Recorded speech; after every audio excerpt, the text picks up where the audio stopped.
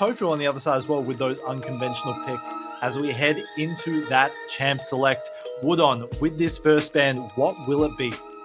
Yeah, let's see. Of course, the big priorities, obviously outside of those mid laners, the Orianas, the Azir has fallen off a little bit. That's interesting. Feels like it's a bit targeted.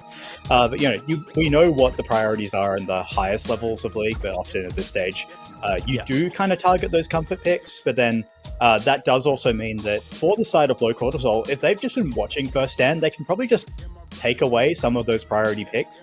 And there's the Ashe that denies things like the Seraphine. And you have to talk about things like Woodon's Jax, Woodon's... also, he's got a fairly mean Cassante, basically anything, yeah. And then for Zookeeper, of course, I would not be surprised if we see the Karthus ban. Although sometimes you can look to just let it through, and if you are a confident team, especially if you know that you have one lane that can just win and get you priority, then you can look to invade the Karthus and really set them behind. We've seen that be attempted before. The problem right now is that the team around Zookeeper on coached by Woodon is just not that team. There is just no weaknesses on this team, no lanes that I think you can really exploit. So that's the reality of the situation. You just have to play standard, look for your opportunities on low cortisol as Shyvana. There you go. Yeah. So we won't be seeing it this time around. The Embessa as well. That can be. I mean, we saw it sort of pioneered in the Oceanic Resurrection last time around. That Embessa jungler coming in, and now it's become a staple across the world. Yunara as well. So no Yunara Lulu in that bot lane. It means that the Nico probably won't be played as much, although still a powerhouse in its own right. And the Oriana as that last ban. So, Rise is up, Rumble is up, Cassante, these power picks available. And like we mentioned with Woodon, he really can just pop off on anything. Yeah, and I think this is probably where you do look to just slam that Rumble. It is the highest priority pick for a reason, but they're just going to go straight for the Jhin. That is interesting. Does leave the Rumble open on the other side for Suicune. So we'll see if that is potentially the pickup. Jhin is an interesting one because as soon as I see Jhin, I think, okay, great. I'm playing Ornn, Scion, maybe even a Galio in the mid lane, and then where's the damage going to come from? As Rek'Sai is going to be the pickup. So well, I'm glad that Vestian isn't on the call right now because I know he would be fuming about this pick, and I'm not a huge fan of the Jhin myself, and especially first pick is incredibly bold because it means they can just play the Tristana into you. The moment the moment that jump comes in, you've lost half your health, and that entire lane is over. And the Rek'Sai as well. If it goes top lane, you won't be able to deal any damage to it. If it goes jungle, you'll just be chain ganked on repeat, and they will burst down that bot lane tower with ease. We're going to see the Riven. Is that locked in? Yeah, that's just locked in. I think that's a locked-in Riven for Woodon, possibly expecting this into the Rek'Sai top. We'll have to see. And there's the Nautilus as well, so taking away a little bit of that ability for Guacamole Gary to get on top of this Jhin, but even still, it's going to be an incredibly rough lane and a bold start to the draft overall for this team. The coach has something cooking. I wonder what it is.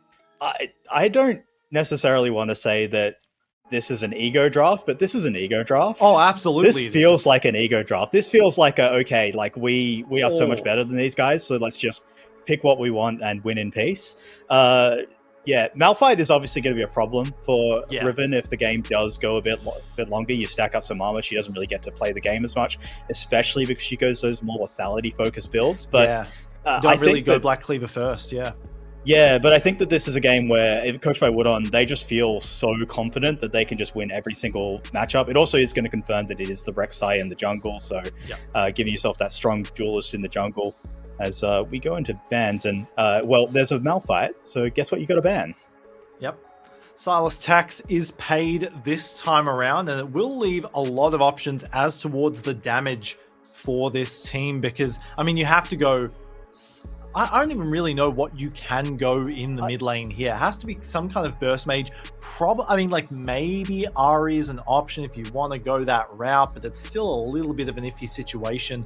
Lux and the Zyra ban, so really, really targeting Bad Memory in this bot lane, trying to make it at least somewhat playable. Yeah, it's a curious set of bans. So I think what you probably just need is just more DPS. Normally this would be the situation where you'd be looking for the Rise Cassio handshake, and that's kind of giving you that DPS sort of backline threat on the side of coached by Woodon.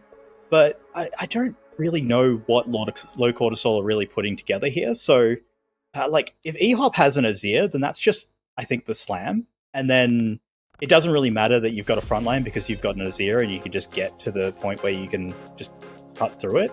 But I don't really know if that's in the champion pool of E-Hop. So they're going to go for the Ari, which, like, there's one target for it, and that's about it. So, and that target is blocked by a there's something you could go in the jungle. Okay, I'm liking the volley. Yeah, but even still, like you mentioned, there is only that one target of a very, very mobile AD carry in this Tristana. You got the Vladimir as well coming out in the mid lane. This is an unorthodox draft, to say the very least. I don't exactly know how, coached by Woodon, are going to get on top of these carries, even with the Stormbringer, the ult knocking off the towers.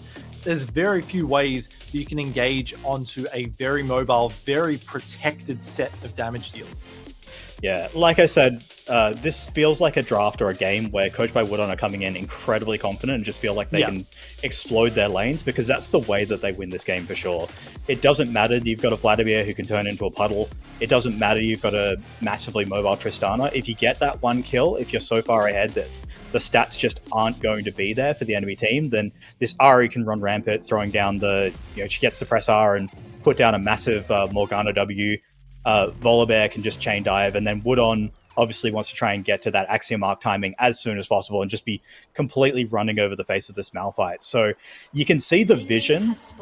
It feels disrespectful, and maybe this is what we were talking about before, where maybe there is an angle for low cortisol, because if they're getting disrespected to this extent, then it is disrespectful. What if they don't get blown out in the early game? Then you're just lacking in damage. You've got more DPS on the other side. You've got a much more structured front to back.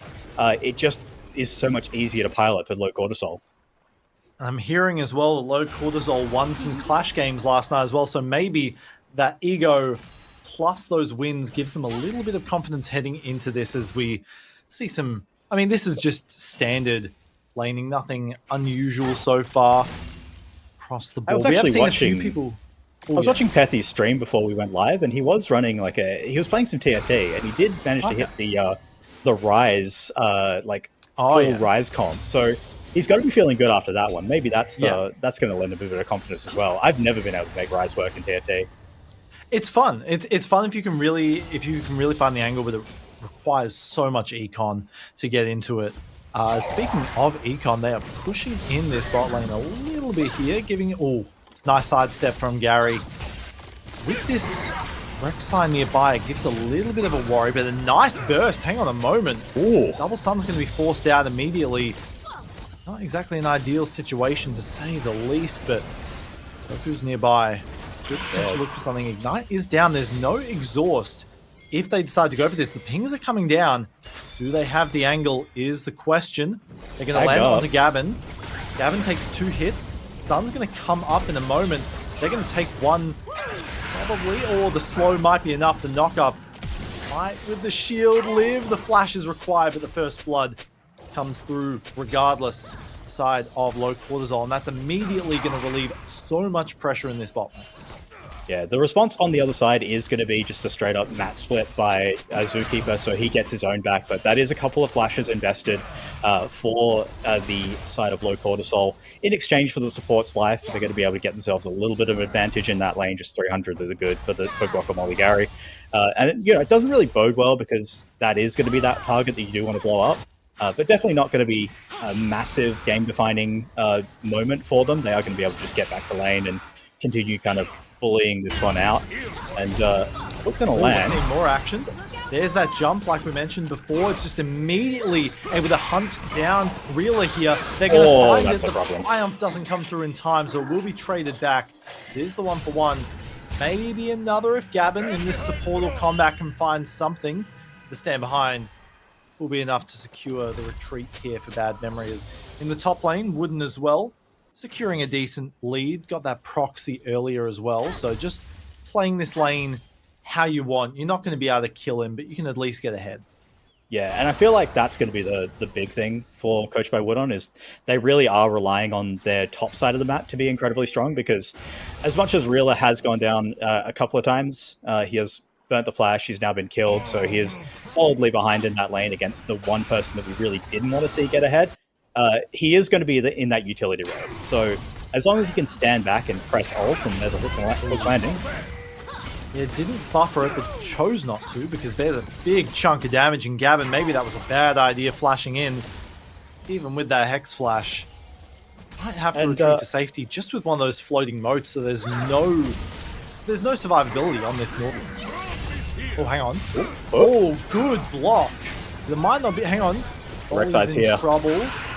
Good shield and dive under the tower. No. Buttercup's good for one, gets a second as well before falling on the sword. And this bot lane is going from bad to worse.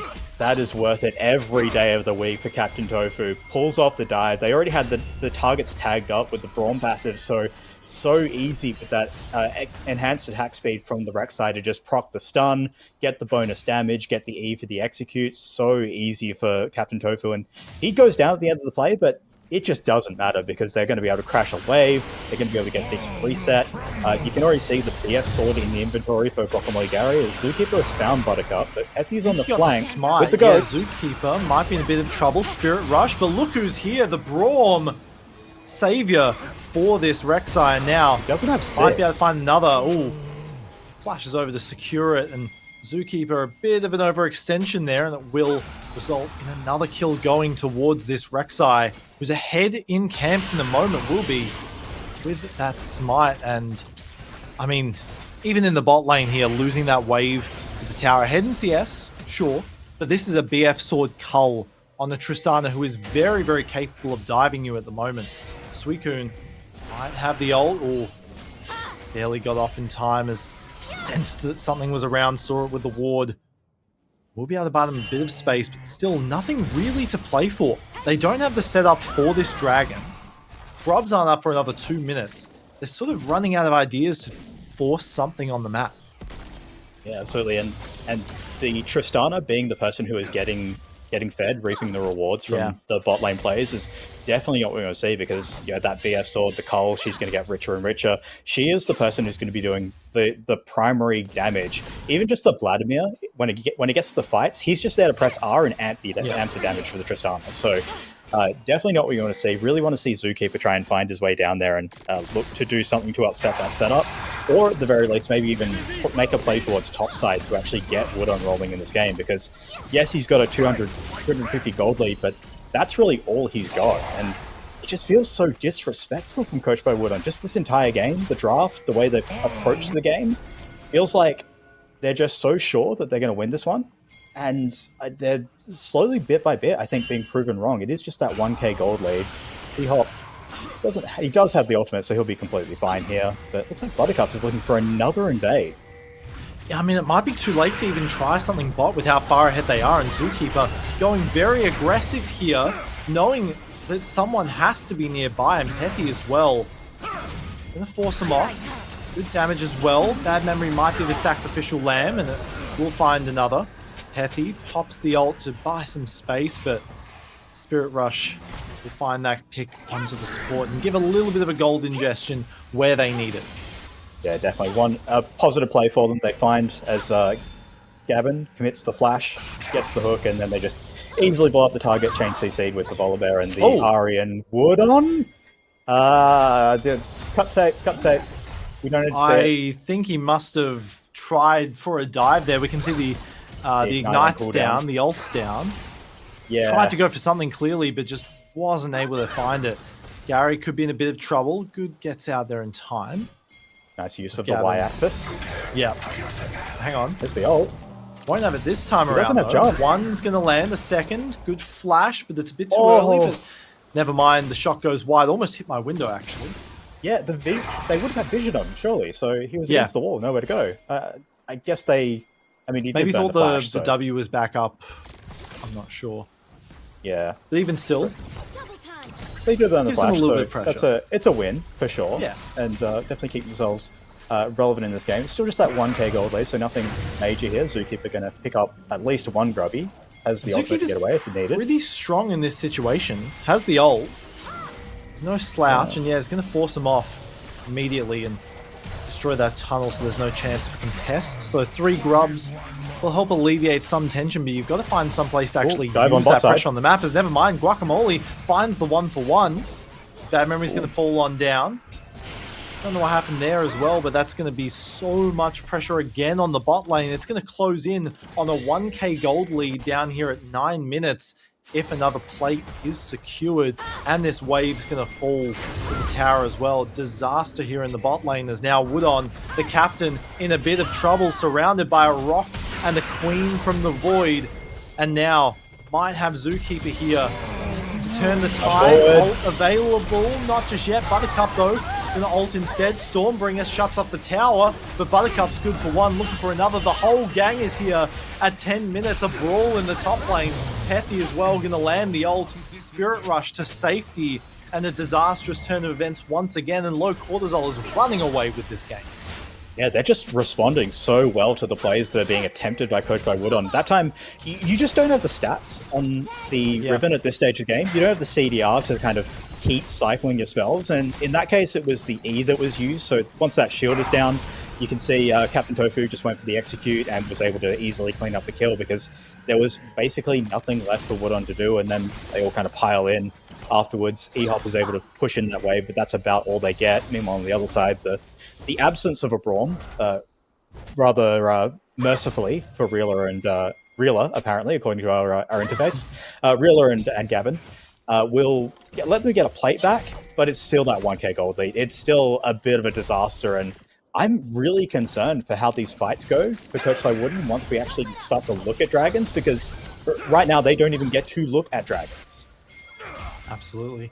It's a very, as well with this Rek'Sai, very easy to underestimate how tanky this champion is, especially when the Ignite was off cooldown, was on cooldown rather, like before. The Titanic Hydra providing so much in the way of that durability, plus the healing you get when you're underground. Now you can tell they're looking for something. They smell blood in the water. They want Gavin to try and come up and contest something. They're going to probably just start onto this Infernal Dragon. We do see them, Captain Tofu, beginning that one up. There's no way to contest this Zookeeper on the other side of the map. So we'll just hand that one over, short of Reeler hitting an amazing sneaky level shot. That one is uncontestable, as we say in the business. As Guacamole Gary also has the fully completed Yuntals in inventory, so going to be stacking up that extra crit. Massive damage coming through from the Tristana at this stage of the game relative to everyone else. So you just don't get to fight on that bot side for quite a while. And really, again, it kind of comes back to that draft, right? Like this, when your gank is an Ahri, landing a charm is great, but when your gank is a Volibear running at you, stomping his little feet at you, he doesn't really get to do much because he just buffer the jump, and then he gets to press Q again, sure, but it's just not a great time. So Zookeeper, he's found Suicune. I don't know if he even gets to win this one. Slowly. Just a bit of a love tap across the board. Maybe they look for the 2v2 here if Zookeeper is feeling a bit ambitious, but Buttercup's here as well, so not going to do anything. But I just want to shout out real quick the vision control here for Low Cortisol. Look at that spread in the bot lane jungle. You can't step up to even try to gank this this Tristana and get some form of lead back in favor of Reeler in this position. There's nothing topside either as well, so you can't dive Suicune. They're really running out of options to try and at least stem the bleeding. Yeah, and that vision is doing two things, right? You can see the double control wards, one in the Dragon Pit, which means that Captain Tofu has tunnel access into the Tri-Brush. He doesn't need it right now, but you can see the tunnel is set up. So even if you attempt this gank, and it looks like they might look for a bit of a dive here, waiting for the wave. 3 nearby, so Buttercup might be in a bit of trouble, a bit of an overextension, and it will be punished. The shutdown goes on to Zookeeper as well. Gonna fund that very expensive Build-A-Bear situation quite nicely with the Dusk and Dawn now completed. A little bit of Icarus flying too close to the sun is a parable I find apt here. Yeah, a little bit. Ult drop by Pethy. Pethy might just land the solo kill. Nice charm under the tower, but it won't be enough turn the tide, gets that pull up in time. No tower shot to get revenge, and E-Hop gonna fall down. First death for this mid laner. Things are getting from bad to worse. Felt like it was a bit inevitable at this stage of the game for basically everyone on the side of coached by Woodon. Tower going to be getting low, and they do get it. So first tower picked up, Gavin has to flash. Forces the flash. And it just feels like there is no real out here for coached by Woodon.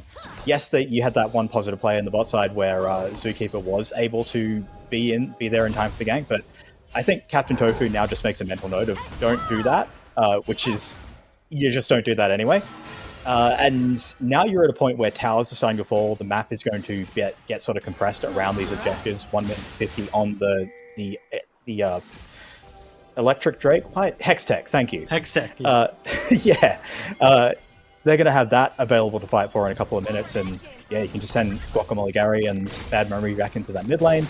And they just get to control the map. So you're kind of looking for a way to creep your vision line forward here as coached by Woodon and actually try and find some people in rotation, but it's very difficult when you've got this Rek'Sai on the other side who can kind of just be anywhere she wants. She can see people through Fog of War as well with the Tremor Sense, so any trap you're trying to set up has to be really well planned.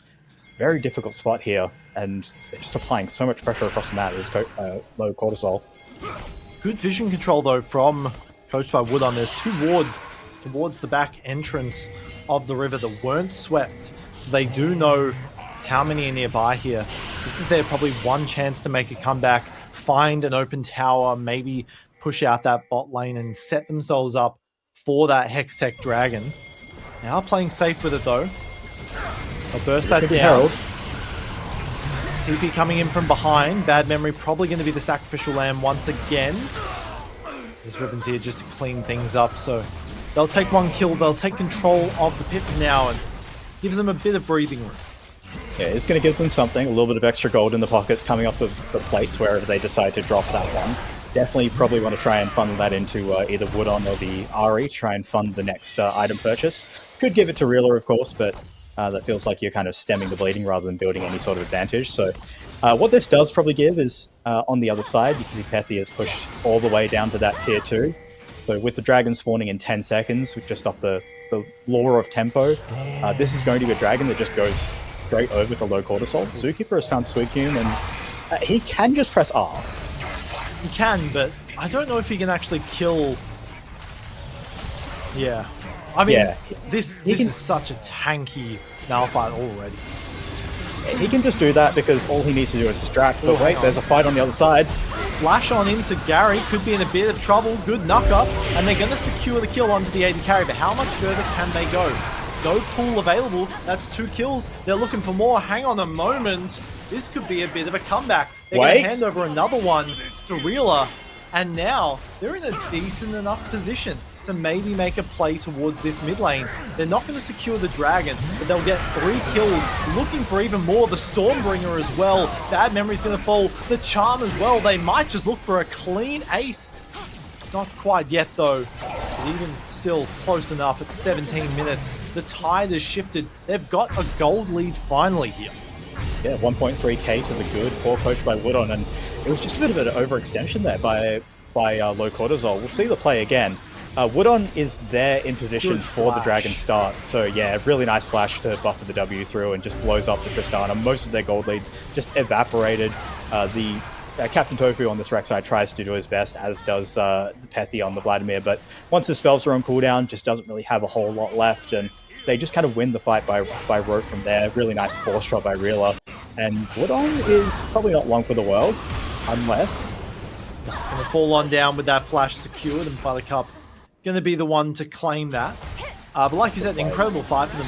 I do wonder perhaps though, if that fight was played more standard, if Cortisol was in position to actually contest it, because it looked like they were just going to go for the dragon. 2 of them were in mid, right? They're tanking there. Yeah. The issue with that fight was that one, Suicune got caught, so he wasn't able to be there to contribute for the fight, had his ultimate burned in the play before. But then I don't think they were expecting anyone to not be on a reset timer. Woodon had obviously stayed on the map. He was ready to respond to the dragon, which was the next obvious play. with you losing the Herald, you would obviously try and cross map, but just really well read by Woodon to be there in position to just at least try and stop the dragon, but then obviously the play got extended and they actually cleaned it up. So well planned and well executed by coached by Woodon. Where do they go from here is the question. 1 minute until that Baron, but probably outside of a crazy situation. We're not going to see that fall for maybe another 4 minutes. Chemtech on the other side, it will be the Soul. 2.5. And you got to imagine low cortisol, thinking about that as a potential win condition. It's not terribly, it's not one of those dragons where on its own it's a win condition, but with this composition, with the Vladimir, with the Rek'Sai, that extra damage at the low health can really, really make a difference in those team fights and just make you insurmountable in that situation. Even excluding the extra heal and shield power you get from it. Yeah, champion like Riven, of course, so many shields coming up, would be a game where you might consider building a Serpent's Fang if you had a viable carrier for it, but I don't think you do outside of maybe the Rek'Sai. Definitely don't want to gimpy build on the Tristana, who does a surprising amount of magic damage as well with her satchel charge. So actually, that's what it's called, explosive charge, I think it is. An awkward one to stack lethality on for sure, but could be an option. But on the other side, you can see cool adaptation here as Buttercup just broke his ankles. Yeah, really nicely played. Cool little adaptation as well by Woodon. Going up against the tanky Malphite on the other side, has actually gone for the Last Whisper early. So it looks like he's going to get himself probably will be a Serelda's, and skipping the full sort of lethality version of the Riven, just going straight for that armor pen. Really like it. Makes sense. Gives you a little bit of uptime against the Malphite in theory. Right now, it's not really working. He needs to complete it, but he will get there eventually, and that will be actually really nice for him. So using his brain when it comes to speaking to Boris.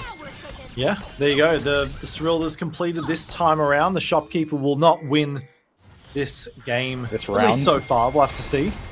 Riftmaker on the way for Pethy. This is going to be a very, very nasty Vladimir to deal with once that gets rolling. Like you mentioned, the ult, even empowering this Tristana as well. Bad Memory could be in a bit of trouble. Look at that damage on towards both Gary and Reela. They're going to block the fourth shot. Oh my god, it lands through anyway. The Ignite not even needed. They might find another for Pethy. Look at this positioning. Ult lands onto 2. They've isolated. Stormbringer's going to come down. Zookeeper lives a little bit longer. It's chaos on the map. But now, look, E-Hop's here. Maybe can find something. But look at the damage. Maybe Buttercup's going to fall on down. Finally, Gavin in a little bit of trouble. Bad Memory somehow lives it all. And look at that damage on the Malphite. This is a full tank Malphite doing 3k damage in a fight. And somehow, at the end of it all, low cortisol.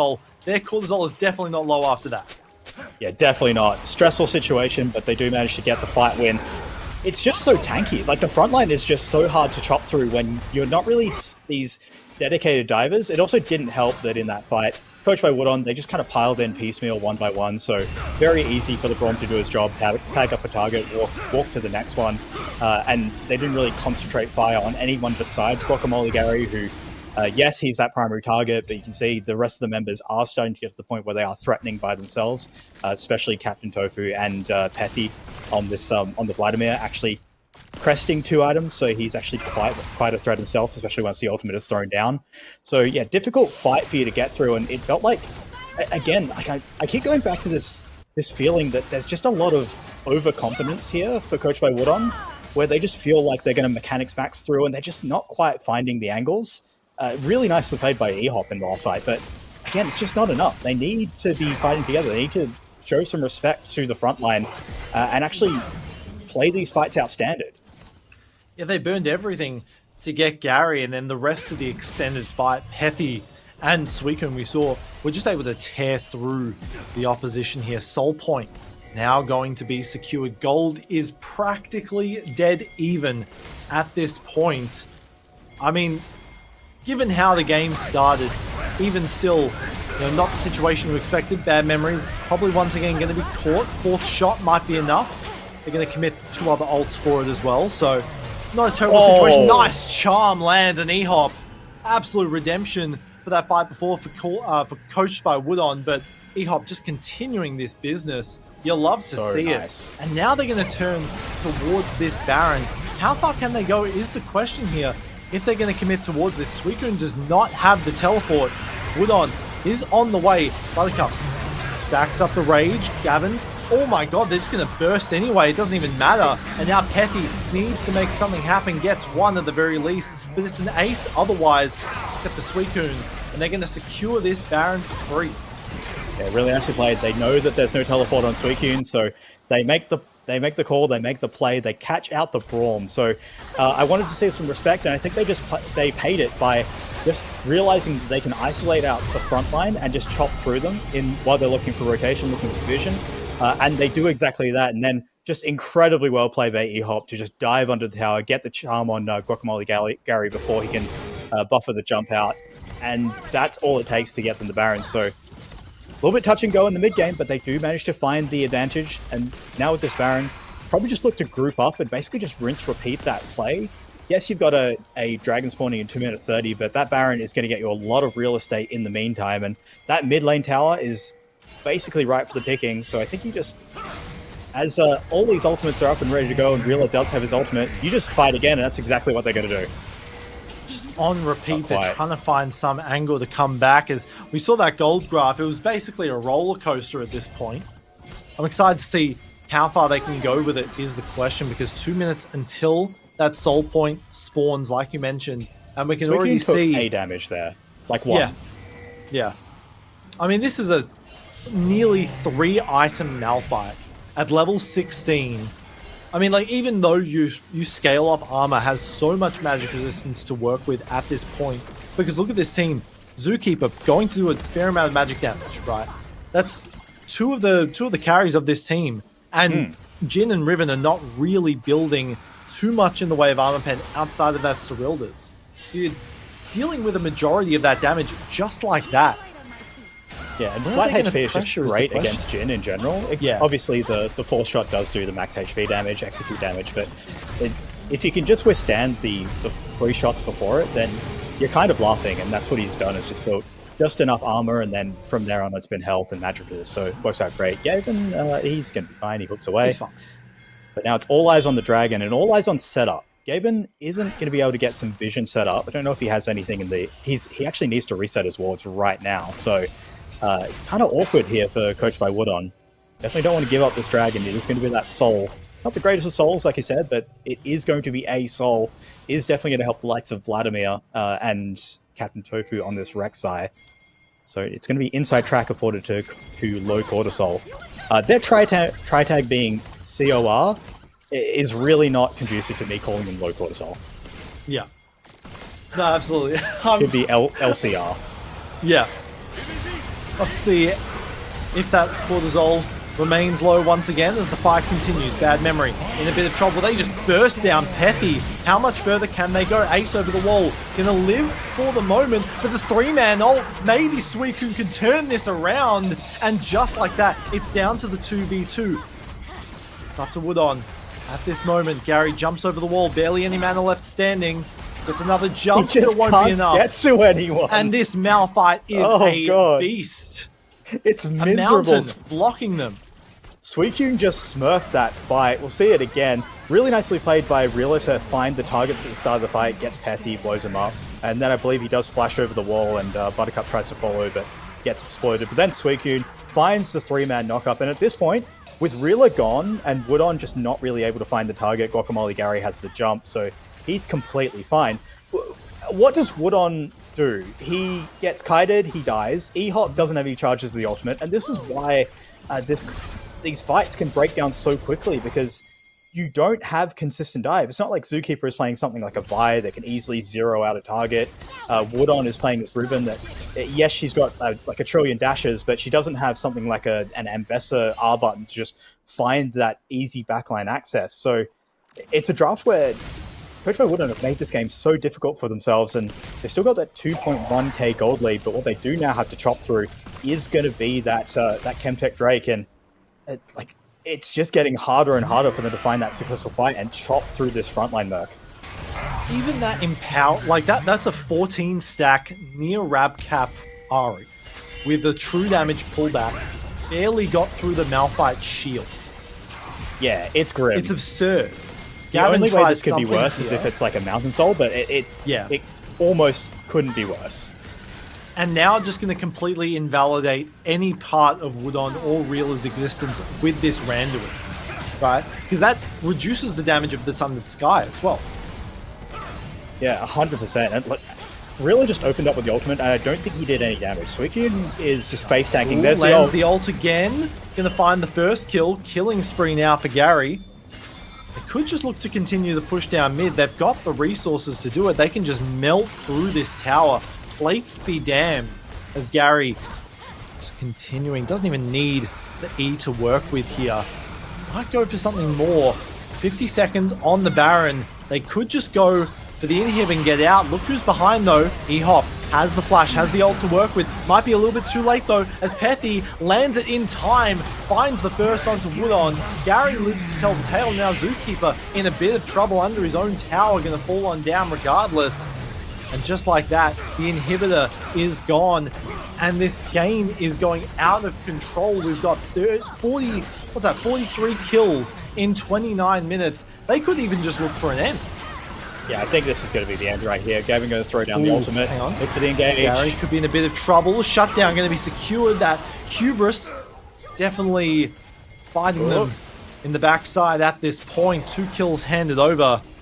And now no threat of going towards that Baron. Perhaps in hindsight you should have turned, but yeah, let's see what they go for. Zookeeper's still down for 10, so can't really rush that down anytime soon if you're approached by Woodon.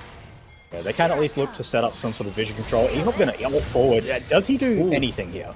Maybe can find something with the Malignance. The Ignite as well. The Shutdown going to be secured. And this Ahri is the way back into the game for sure. 22 pages in this Soul Stealer. Probably going to have the Rab Cap on back. And actually, scratch that. They're just going to go right for it. Yeah, they are just going to look for this Baron. Their Baron DPS is incredibly low. E-Hop obviously doesn't have the ultimate either. Coco in the area looking for some sort of angle in. Doesn't have the flash, so might just be discretion being the better part of Valor. He has to slink away. And that's going to be Baron picked up. So a lot of this just off the back of that incredible hook by Gavin. Just finds the angle through the minions, shuts down what would have been the end of the game, because if you just stepped back and sort of stood behind the minions, I think there was an angle where Low Cortisol could have actually looked for the win, but Gavin finds the angle, he sets up the play, and then from there, E-Hop has been just stellar throughout this game. 6-1 and 8. Kind of the unsung hero, I think. We haven't really talked about him a lot outside of landing some really good charms in the mid game, but he has just been so consistent in keeping them in this game, and now on this Ahri, he's poised to try to look to get them the match win.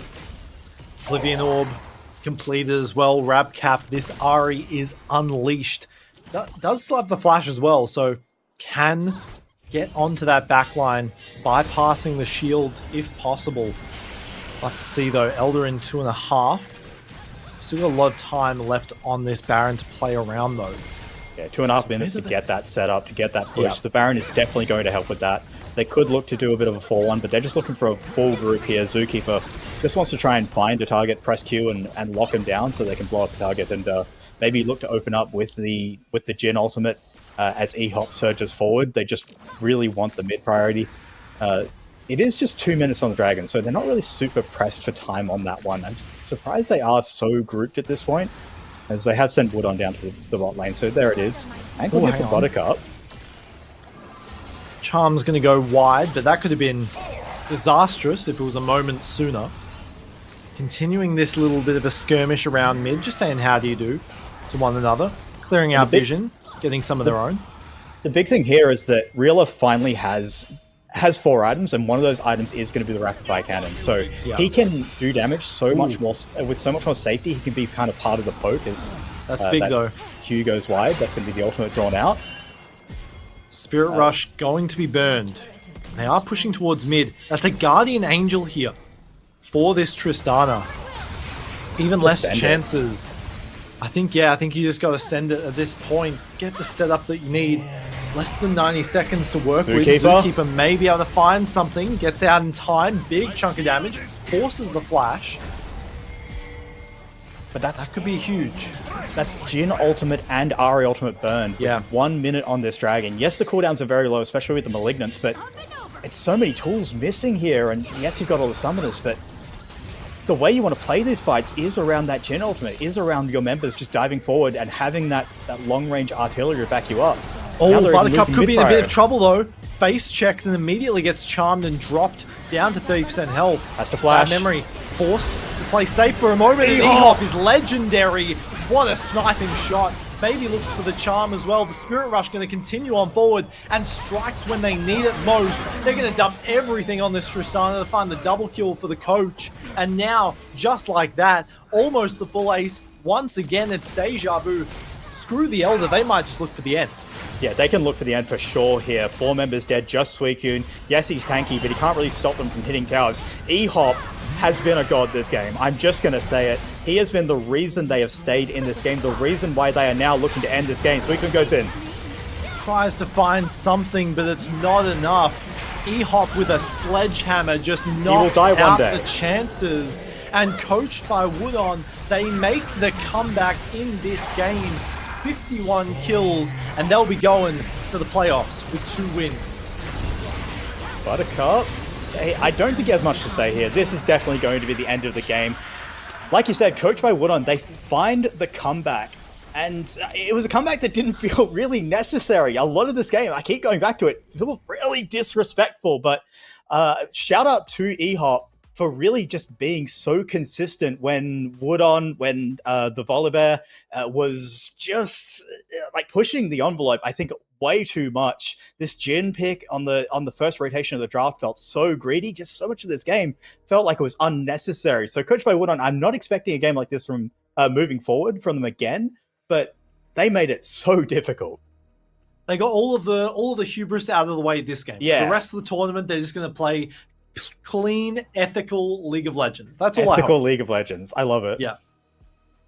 We'll have to see at the very least, though. I mean, what a comeback across the board. That early game looked disastrous for Reeler and Gavin.